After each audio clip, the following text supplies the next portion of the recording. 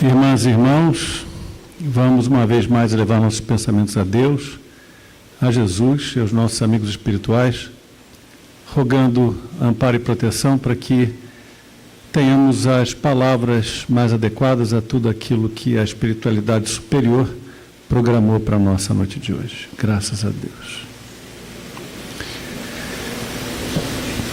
Kardec, numa certa manhã,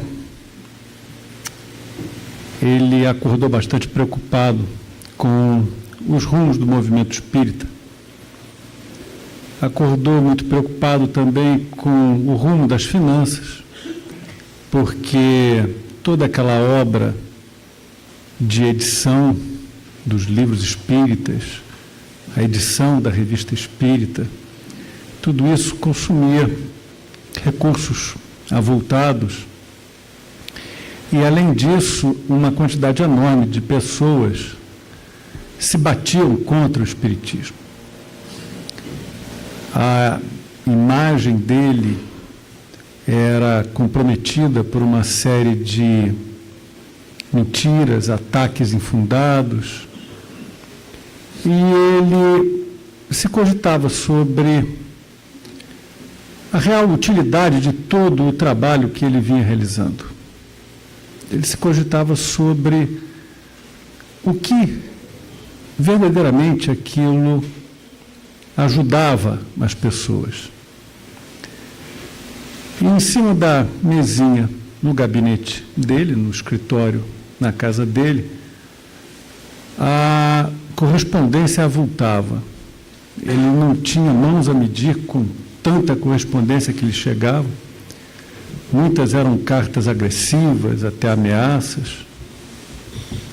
Também havia muitas cartas de pessoas com dúvidas a respeito da doutrina, e ele não tinha tempo para responder a todos, e isso também lhe pesava na alma.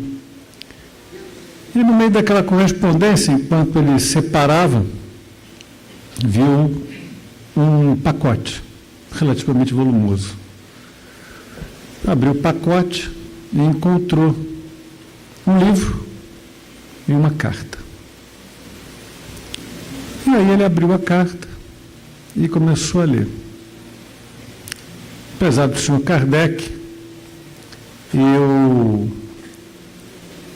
vos envio essa obra porque encontrei esse livro em cima da amurada da Ponte Sofia, quando um dia pretendi me suicidar, me matar.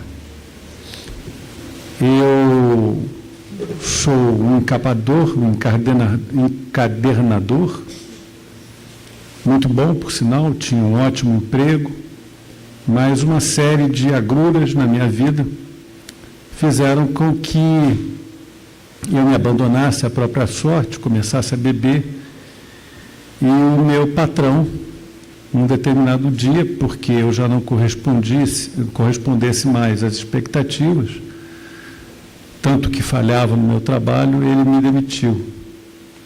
E já desesperançado de tudo, sem ter mais recursos para me manter, eu decidi pôr fim à minha vida, ao meu sofrimento. E quando já me preparava para subir na amurada da Ponte Sofia, eu esbarrei com a mão nesse volume, esse livro que estava aparentemente abandonado. Por curiosidade, resolvi folhear o livro. E no frontispício do livro, eu li: este livro salvou a minha vida. Uma data e assinatura. Pois este livro, que eu agora vos remeto encadernado, ele também salvou a minha vida. E aí Kardec abre o livro e no frontispício tem a primeira frase: este livro salvou a minha vida, e embaixo: prezado senhor Kardec, eu espero que o senhor continue com a sua obra, porque este livro também salvou a minha vida. E assinava e datava. O Espiritismo já salvou a vida de diversas pessoas que pensaram um dia em pôr termo à experiência terrena. De fato, o Espiritismo ele discute o suicídio de uma forma aberta, franca, como, inclusive, muitos afirmam não deveria ser discutido. Para algumas pessoas, equivocadamente, o suicídio ele não deve ser discutido porque seria uma incitação a esse ato extremo. Os especialistas não espíritas, médicos, psicólogos, eles afirmam justamente o contrário, que esse é um tema que deve ser discutido, deve ser conversado, e que o melhor antídoto ao suicídio é justamente esse esclarecimento. No meio espírita, vez por outra, nós nos deparamos com algumas posturas de determinadas pessoas que não compreendem exatamente a essência da doutrina espírita e que, ao se depararem com um suicida potencial, em lugar de acolhê-lo, aliás, tem uma excelente mensagem aqui de Emmanuel a respeito disso. Eu não sei se todos receberam, acho que todos receberam. Quem não recebeu, quem não pegou, pegue na saída, a casa distribui gratuitamente. E Emmanuel diz exatamente que não se pode julgar o suicida e eu acrescento, não podemos saturar o potencial suicida com uma série de conceitos doutrinários que, naquele momento em que aquela pessoa está passando, ela se torna completamente impermeável a qualquer tipo de ideia dessa natureza. É, inclusive, importante que nós entendamos o processo pelo qual passa uma pessoa que pensa em se suicidar. Aliás, os especialistas na língua dizem que o pronome reflexivo aqui, ele não tem sentido, né? Não é se suicidar, é suicidar. Então, nós precisamos entender que há uma série de fatores que levam uma pessoa a essa situação extrema. Primeiro, vamos à luz do que a medicina moderna nos fala a respeito de depressão e outros distúrbios, outras doenças. Vamos compreender que existe um processo bioquímico acontecendo e que leva tantas pessoas ao suicídio. A depressão é uma doença moderna, é uma doença do nosso tempo e é uma questão de saúde pública. Algumas revistas que eu li, textos, falam em 15% da população mundial, 15% da população mundial sofrendo de algum tipo de depressão, síndrome de pânico, transtornos obsessivos compulsivos de diversos graus. E isso tudo contribui, são causas que os especialistas identificam para o suicídio. Aí algum espírita vai dizer assim, mas toda doença tem uma causa espiritual. A pessoa que sofre de depressão porque não compreendeu adequadamente a doutrina espírita ou não recebeu o benefício de conhecer a doutrina espírita. não pratica todos aqueles recomendáveis atos de consciência que a doutrina espírita recomenda e, por isso, cai nesse processo depressivo. Olha, toda doença tem uma causa que está no perispírito e que, naturalmente, tem uma raiz psíquica e moral. Não é imoral, é moral. Mas, a par disso, existe o processo bioquímico. E não nos compete julgar o que se deu para desestabilizar o espírito daquela criatura. Não nos compete julgar o porquê essa doença se instalou no seu perispírito. O que importa é que existe um processo bioquímico. Esse processo bioquímico altera as predisposições de uma determinada pessoa ou das pessoas e podem, sim, num estado de depressão profunda, conduzir essa pessoa ao suicídio. Não cabe ao espírita ficar discutindo nesse momento em que a pessoa está em profunda anomia, em profunda falta de autocontrole, sem regras. Não compete ao espírita ficar discutindo os meandros doutrinários ou as causas pregressas que levam até esse estágio. O Betinho, e aqui sem nenhum tipo de inclinação política qualquer que seja, mas o Betinho, ele capitaneou uma grande campanha contra a fome, lá no final da década de 90, e ele falava: quem tem fome tem pressa. Não adianta a gente ficar discutindo o que levou aquela criatura àquele estado famélico. Se foi um mal social, se foi um mal moral, se as estruturas do Estado precisam ser refeitas, reformuladas. O fato é, aquela pessoa tem fome, quem tem fome tem pressa. Alimenta a criatura, sacia a fome dela, salva da subnutrição e depois vamos ver o que a gente vai fazer. A mesma coisa se dá com o suicida.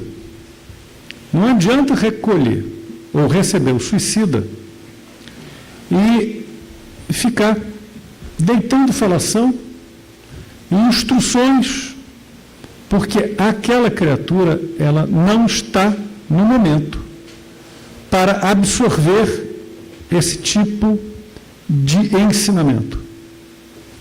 Aquela pessoa precisa, naquele momento, dizem os especialistas, os maiores especialistas nesse assunto de receber o suicida e tratar ou sanar, mitigar momentaneamente aquele impulso suicida, são os voluntários do CVV. A maioria dos nossos irmãos que colabora com o atendimento fraterno, a verdade é, não tem qualquer treinamento para lidar com o suicida. E algumas vezes lidam muito mal. Algumas casas espíritas não enviam os seus colaboradores para fazerem treinamentos com o CVV. Algumas casas espíritas contam em seus quadros com pessoas que também são dedicados colaboradores do CVV, Centro de Valorização da Vida. Então, eles sabem como conduzir essas situações em que o suicida vem pedir socorro. Porque a quase totalidade dos suicidas, ele dá sinais de que está chegando nesse ponto extremo e, em algum momento, antes do último gesto, ele pede socorro. Se nós não soubermos identificar, nós não vamos poder prestar esse socorro.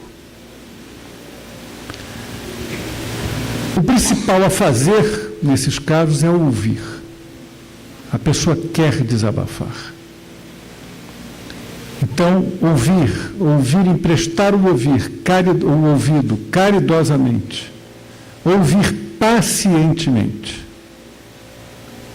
e conduzir a pessoa a um estado de espírito em que ela possa sair daquela profunda depressão e aceitar algum tipo de tratamento e, mais adiante, aceitar a instrução, aí sim, a instrução dos espíritos a respeito do assunto. Mas espírita, verdadeiramente espírita, não suicida. Mentira. Mentira.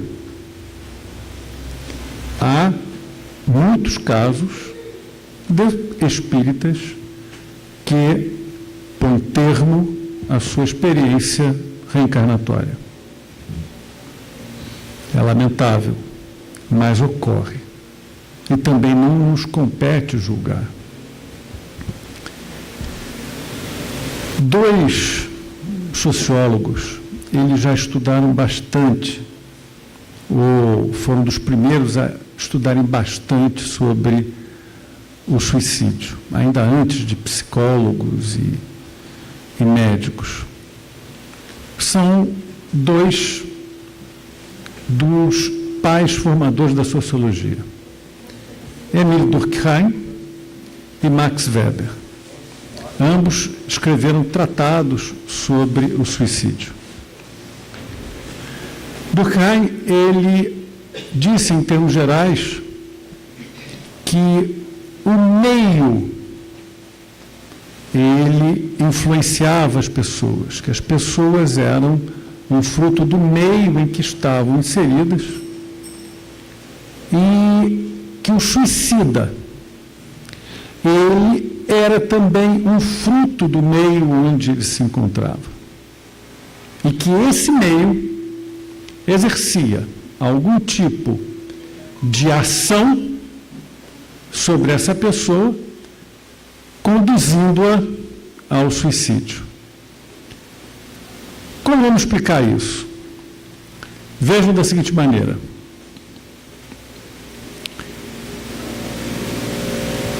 Uma determinada família pode ter filhos e, sobre esses filhos, lançar uma expectativa extremamente grande, pesada. E, sob o peso de um fracasso, esses filhos podem entender que a vida não tem mais significado para si, que eles fracassaram, não terão outras chances, eles são um estorvo, um peso, uma vergonha, e entendem que o suicídio é a saída. No Japão, um país tão adiantado, o número de suicídios entre crianças e adolescentes é tão elevado que já se tornou um assunto mesmo de saúde pública. E vários especialistas apontam o alto grau de exigência que é posto sobre as crianças e os jovens, e isso conduz essas crianças e jovens a considerarem qualquer fracasso em suas vidas escolares como algo definitivo e irrecuperável. E se arrojam nesse ato desequilibrado. De outras formas, o grupo social, ele vai pressionar, vai conduzir a pessoa a esse estado de anomia, aí é Weber que fala, fazendo com que essa criatura ela perca todo tipo de padrão ou freio moral e se precipite nesse gesto lamentável.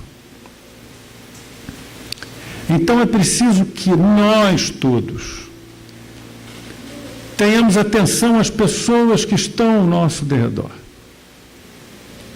Consideremos com muito critério o tipo de pressão que nós colocamos em cima delas. Veja que eu não estou aqui advogando um tipo de educação permissiva em que se diz, faz tudo que você quiser. Ou um tipo de postura, como muitos pais adotaram, e que hoje se diz é um erro, dizendo, você será o que você quiser ser. E isso, quem chega à vida adulta sabe que não é bem assim. Naturalmente que, dependendo do teu esforço, da tua disposição, do quanto você trabalhe, mais próximo você estará daquilo que você quer ser. Mas há limites. Se eu, jovem, dissesse para mim mesmo, eu quero ser Pelé, não adianta. Eu poderia chegar a ser um bom jogador de futebol, mas Pelé não ia ser. E aí o que eu ia fazer? Se alguém me disse que eu podia ser o que eu quisesse, eu queria ser Pelé. Vou ser um frustrado. Frustrado, posso chegar a um ato extremo de não querer mais continuar na vida.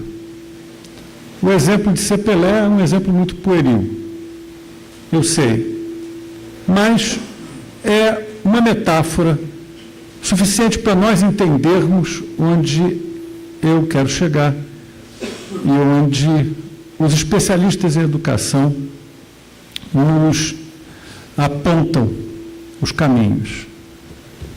Não é uma educação permissiva, nem uma educação que patrocina sonhos alucinados, também nenhum tipo de educação repressora ou que joga responsabilidades que a criança ou o jovem não possa suportar.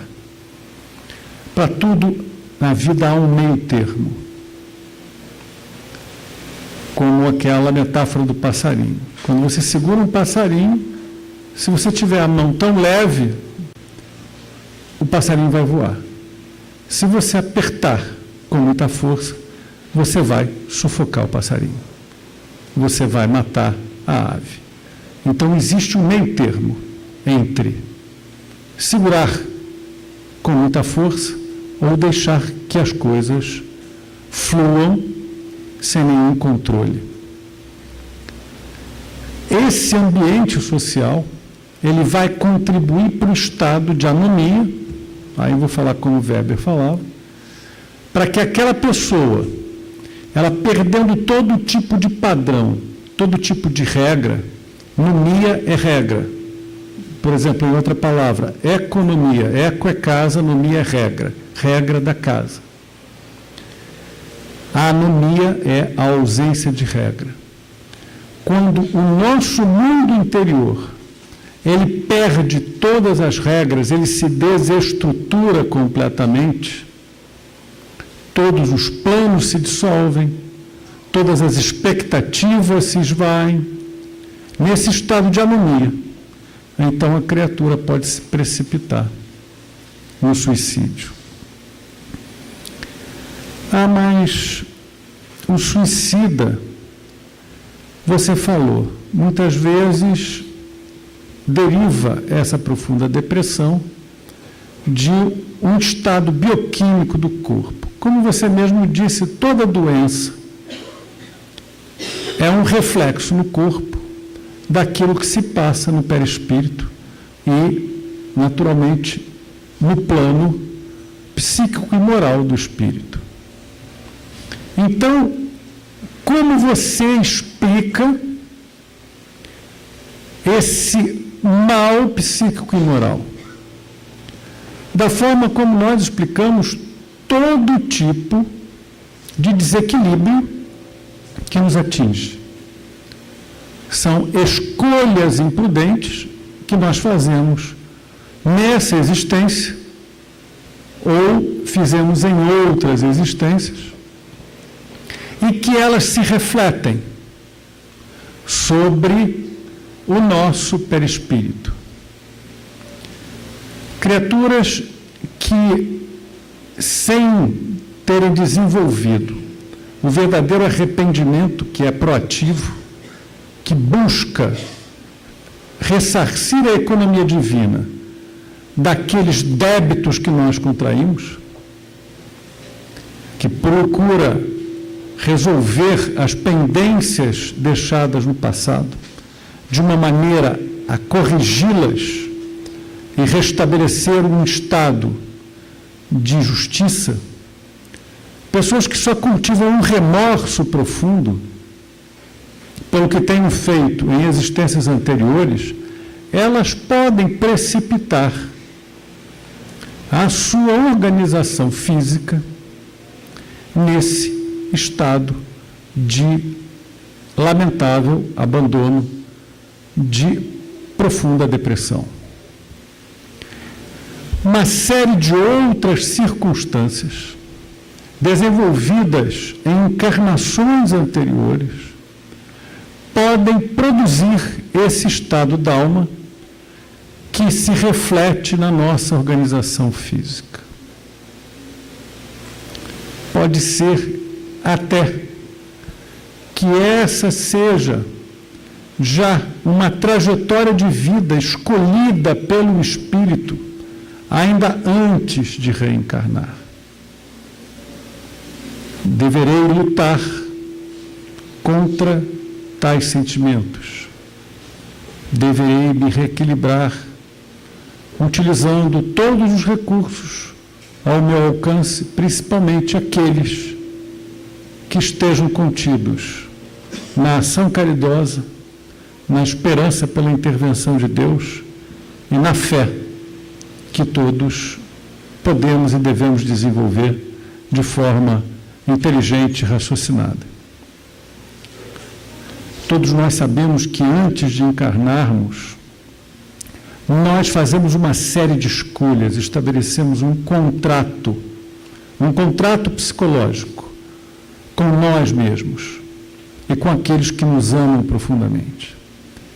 Nesse contrato psicológico estabelecemos uma série de etapas para a nossa existência, um roteiro em que nós nos propomos a cobrir uma série de exercícios para o nosso espírito.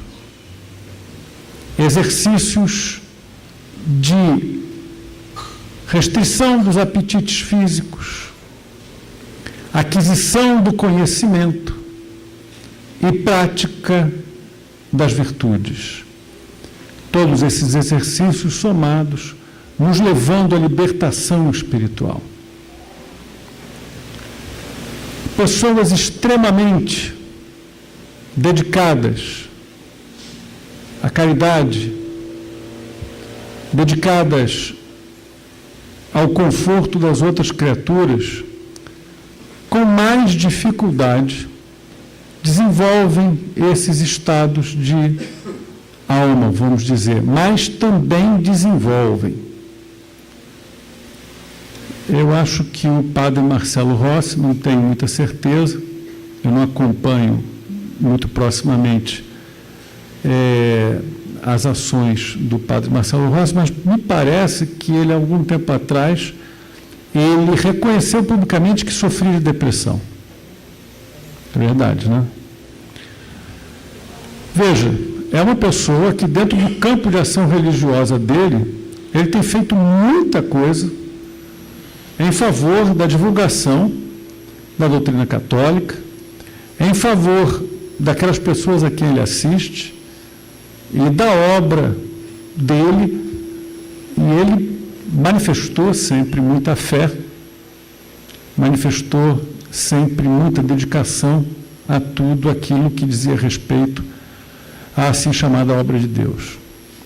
Então, essa pessoa, com esse grau de dedicação à fé, com tamanha crença, também foi vítima desse processo, de um processo bioquímico que tem uma razão espiritual,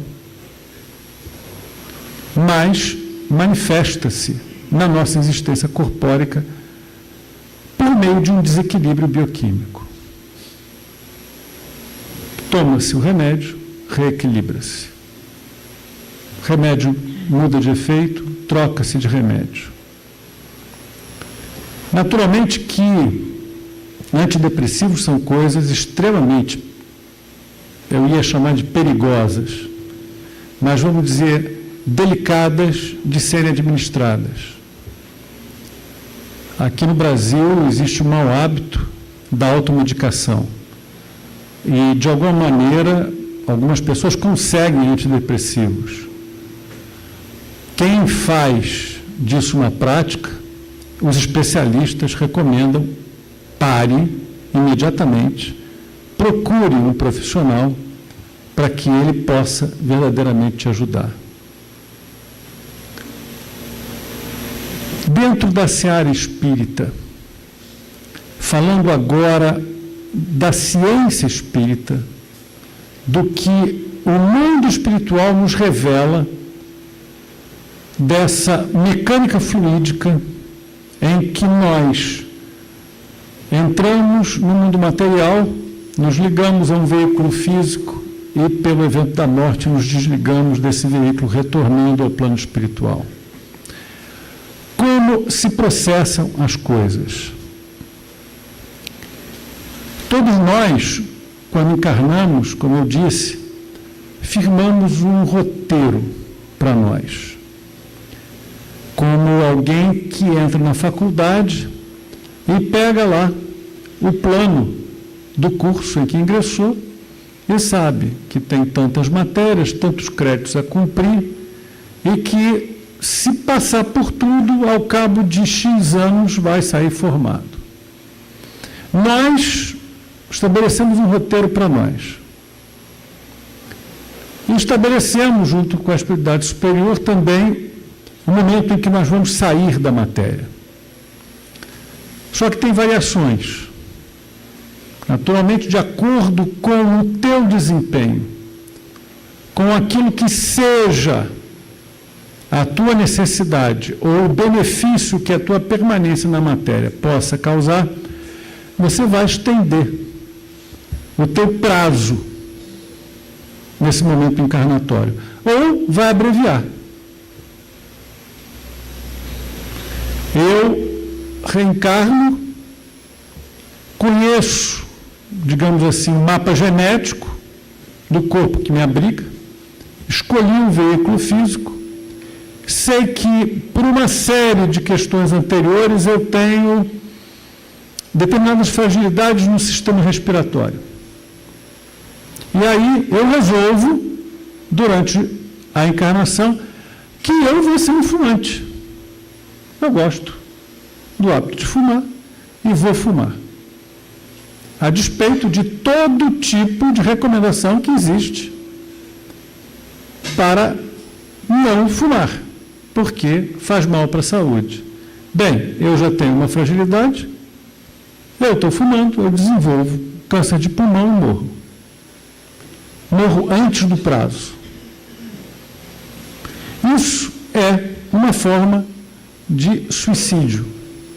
Não exatamente inconsciente, porque todo mundo que fuma sabe que faz mal à saúde, porém involuntário, sim. Não queria se matar, mas se matou. Há outras pessoas que, acometidas de uma série de agressões inclusive provindas do plano espiritual, podem chegar ao momento extremo totalmente inconscientes do que estão fazendo. Não têm vontade de fazê-lo e fazem inconscientemente, totalmente alheadas do controle das suas faculdades. Há aqueles que procuram o atalho para o esquecimento das dores através da eliminação do corpo físico, por orgulho, por vaidade, porque não tem coragem de enfrentar a vida,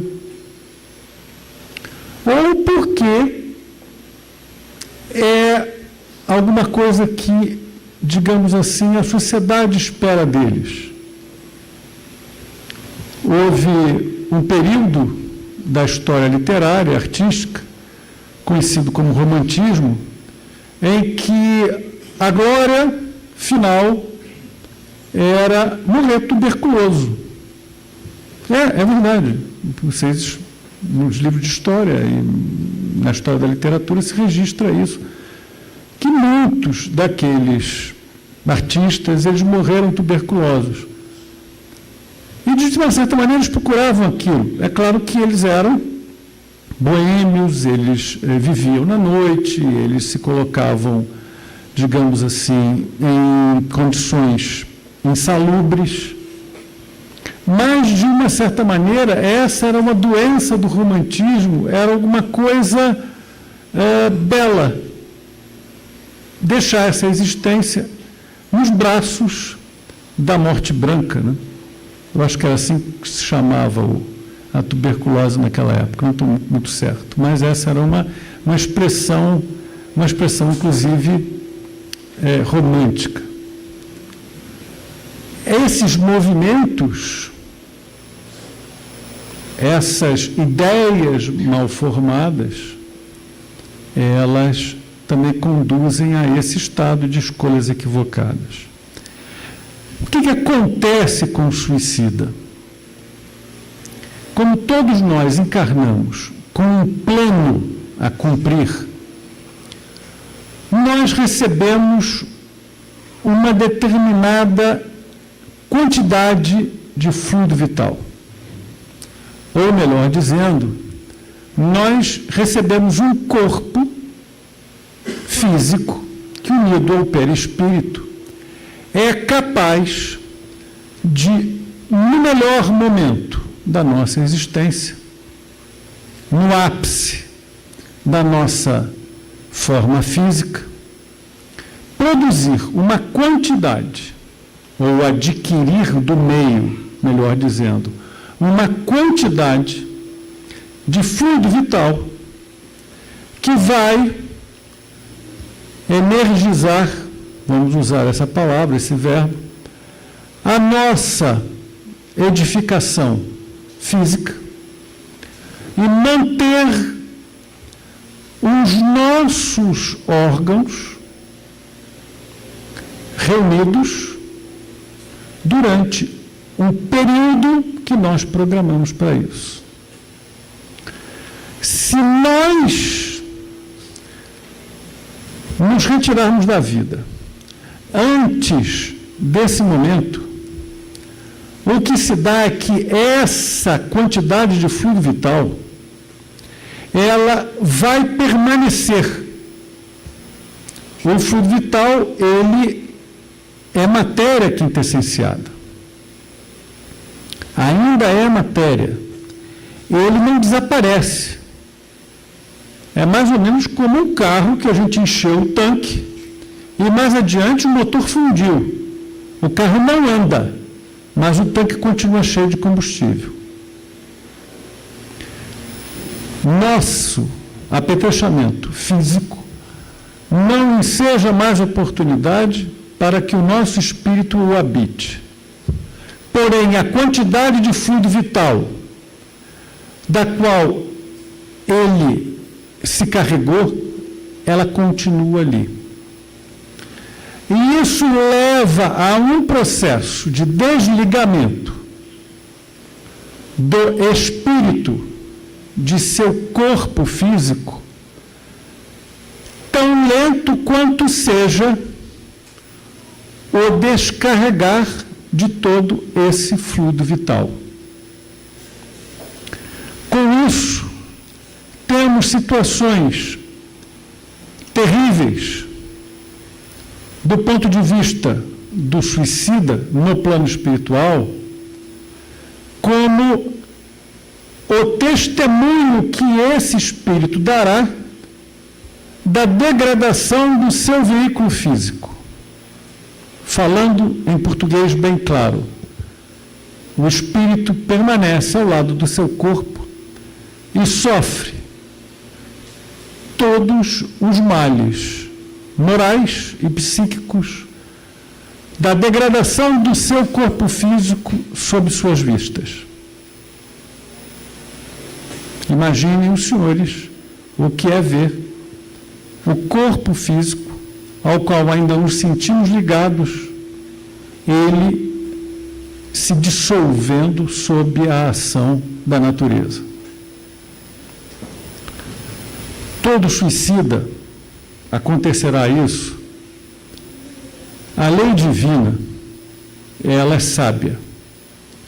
A lei divina faz com que nós sejamos julgados de acordo com aquilo que vai no nosso mundo moral, as intenções que nós tivemos. Naturalmente que o vaidoso, o orgulhoso, que pôs termo à própria vida porque não suportava o opróbrio dos seus semelhantes, aquele sujeito que foi muito rico, perdeu a fortuna e agora não pode mais frequentar os salões da alta sociedade e não suporta o olhar de mofa dos outros que eram seus pares até pouco tempo, é esse que parte antecipadamente para o plano espiritual por conta do orgulho ferido, da vaidade. Para esse, naturalmente, a lei se faz mais pesada. Mas há aqueles que partem por força de uma série de contingências. Um exemplo para considerar: há culturas onde o suicídio ele é incentivado sob determinadas condições e até tido como um ponto de honra, necessário mesmo para se restabelecer algum tipo de honorabilidade para o próprio nome familiar. No Japão, no Código dos Samurais, o seppuku é uma condição, é o suicídio ritual do samurai que é derrotado. Já vimos em vários filmes isso, né? Em filmes de guerra, frequentemente, aquele filme O Último Samurai, a gente vê várias cenas de suicídio ritual, e isso é tido como alguma coisa nobre, um gesto esperado do samurai, do verdadeiro samurai. A sociedade japonesa vem modificando isso, mas ainda reside na memória afetiva ou no atavismo de boa parte da população japonesa essa ideia do código do samurai, de que se você fracassa para restabelecer a tua honra, só a morte é capaz de sanar, é capaz de restaurar a honra. E há outros grupos sociais, mais no passado, os vikings, quando eles não morriam no campo de batalha, não tinha batalhas para lutar, e eles percebiam que a morte se avizinhava, o que eles faziam? Eles iam para a floresta, para o meio dos animais selvagens, dos lobos, para morrer, lutando contra os lobos, contra as feras. Porque, no entendimento deles, somente os guerreiros caídos durante o combate seriam recolhidos pelas valquírias e levados para o Valhalla. Então, uma série de aspectos sociais, eles levam ao suicídio. Aqueles que abreviam a sua estada no planeta, amparados por ideias tão desviadas da verdade, naturalmente, eles chegam no plano espiritual e recebem o tratamento adequado ao ato que cometeram, que moralmente para eles não foi exclusivamente uma questão de orgulho, de vaidade, foi um ato necessário diante da sociedade onde eles viviam. Ou o resultado de uma crença equivocada, como era o caso dos vikings.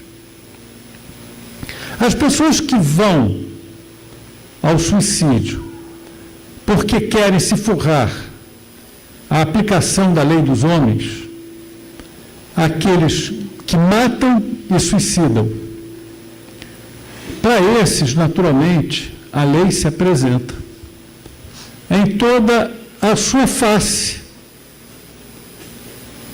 pedagógica, porque é sempre para nos instruir, mais contundente, chamemos assim. Porque quando nos desviamos seriamente do caminho que nos convém, a providência divina, ela nos faz enxergar o desvio que cometemos, nos dando uma oportunidade de avaliarmos as consequências nefastas das nossas decisões. Espíritos desencarnados em condições morais lamentáveis, que foram vítimas de si próprios, eles não só padecem do sofrimento de permanecerem ligados aos seus veículos físicos durante um tempo que é determinado pelo esgotamento do fluido vital que armazenavam, mas também as suas condições morais os precipitam em regiões do plano espiritual onde criaturas que cometeram desvios assemelhados se congregam em legiões que se auto-infligem flagelos morais, dores espirituais que estão ligadas ao reajustamento do desvio que cometeram. Mas, irmãos, como diz Emmanuel nessa mensagem, conhecer esse mecanismo, ele pode nos levar, inclusive, a um estado de consciência em que nós evitemos esse ato extremo. Porém, isso não significa que nós devamos julgar aqueles que partiram por conta do suicídio. Significa que conhecer o que se passa previne a nossa consciência de uma escolha aziaga, mas não nos dá jamais o direito de julgar os outros. Devemos ter por eles compaixão e orar por eles. Em algumas sociedades, em algumas correntes religiosas, os suicidas, eles são esquecidos. eles são considerados almas perdidas e não se levanta nenhuma oração em favor deles. Aos espíritas não compete julgar e orar em favor de todos os desencarnados, inclusive os suicidas, é um ato de caridade, de amor, que se espera de todo verdadeiro espírita. Não há restrição qualquer sobre a prece destinada aos suicidas. Cumprido um determinado prazo, o suicida, ele vai recuperar a sua situação de espírito errante e irá merecer uma próxima romagem terrena, uma próxima reencarnação.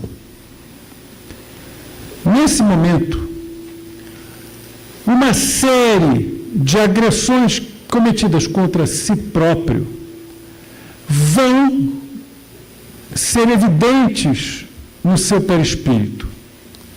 E no ato da ligação desse perispírito com a matéria densa, essas chagas impressas no perispírito irão produzir sinais na organização física. Então, aqueles que puseram termo à vida por um processo de estrangulamento, asfixia, vão ter problemas de garganta, vão ter problemas respiratórios. Aqueles que se lançaram nas águas, igualmente terão problemas pulmonares. Ah, mas eu tenho um problema de pulmão, então eu fui suicida. Não. A gente está estabelecendo causas e consequências, mas não necessariamente toda consequência terá a mesma causa. Mas todo suicida, ele, na encarnação seguinte ao seu ato extremo, irá somatizar em algum órgão o resultado, a consequência do ato extremo. Aquele órgão, geralmente, que foi mais afetado. Matou-se com um tiro no coração, problemas cardíacos. E por aí vai. Irmãos, no outro extremo daqueles suicidas que cometeram esse ato na ignorância e objetivando algum tipo de bem, tenha a justiça divina para com eles a comiseração e a justa dosagem da pena a ser sofrida. No livro Céu e Inferno existe a declaração de um espírito suicida, um espírito de um pai que se matou para forrar o filho da necessidade de servir o exército francês na época das guerras napoleônicas. Pensava aquele pai que, com isso, ele preservaria a vida do filho, porque ele pensava o filho seria convocado para o exército francês e provavelmente morreria durante as batalhas. Então, para preservar a vida do filho, julgou esse pai que o melhor seria ele por fim à própria existência, mesmo ditoso naquela existência, contando com o amor da esposa, o amor do filho, mas ele entendeu de se sacrificar para que, restando apenas o filho e a mulher, o filho fosse considerado arrimo de família e, portanto, automaticamente dispensado de servir o exército francês, como de fato aconteceu. Só que esse espírito chegou no plano espiritual e apresentaram-lhe o descabido da sua decisão, que não competia a ele evitar as experiências pelas quais o filho deveria passar, que ele não poderia ter certeza nenhuma sobre o desfecho da vida do filho, porque isso competia a Deus, e ele tomou para si a posição de Deus em relação ao futuro do filho. Mas que por esse gesto, ter sido um gesto completamente altruístico, não foi motivado pela vaidade, pelo orgulho, por querer se furtar a um sofrimento insuportável, mas porque ele queria preservar a vida do filho.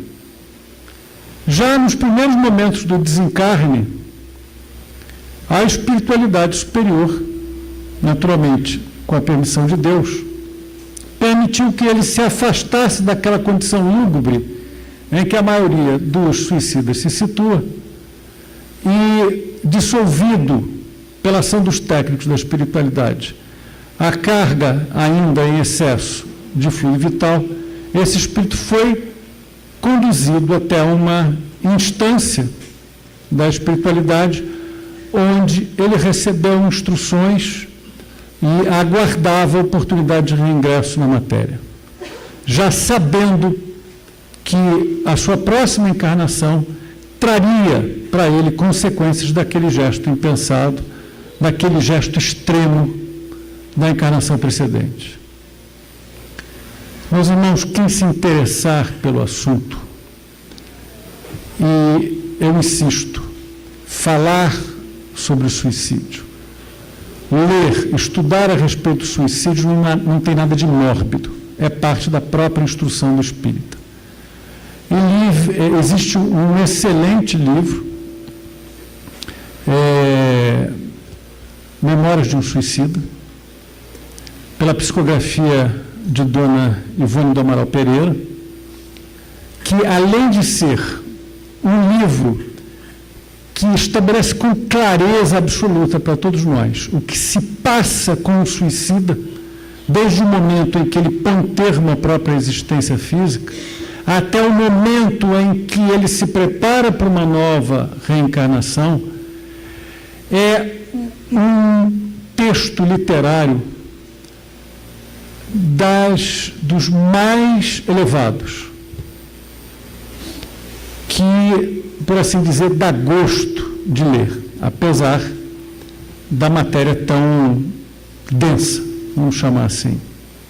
Então, Memórias de um Suicida é um livro de todo recomendável para aqueles que se interessam pela matéria.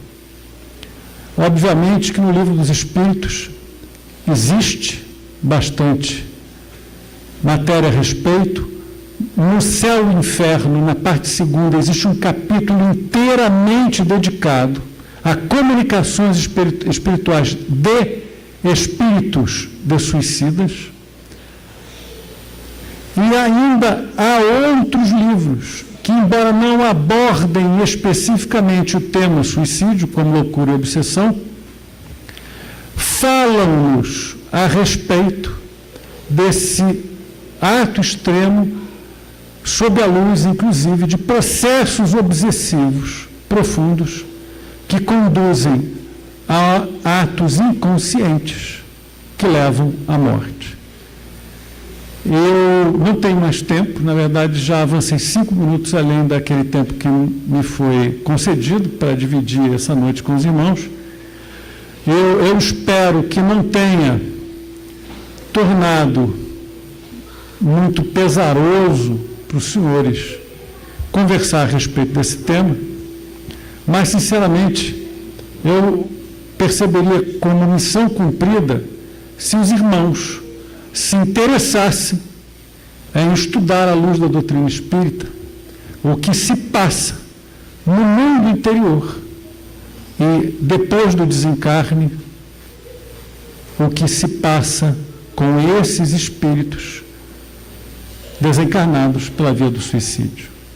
Meus irmãos, como toda noite passada nessa casa é sempre um prazer, essa noite Foi um prazer renovado e eu desejo a todos que regressem aos vossos lares, cheios dessa paz de espírito que aqui reina, certos do amor incondicional de Deus Pai Criador por todos nós e com a ideia clara e absoluta de que a lei divina ela é justa e dá a cada um de acordo com a necessidade de aprendizado que nós temos.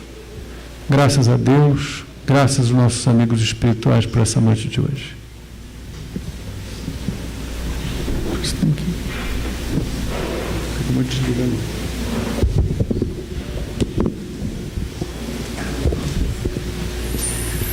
Irmãos queridos, nós queremos agradecer ao nosso Alexandre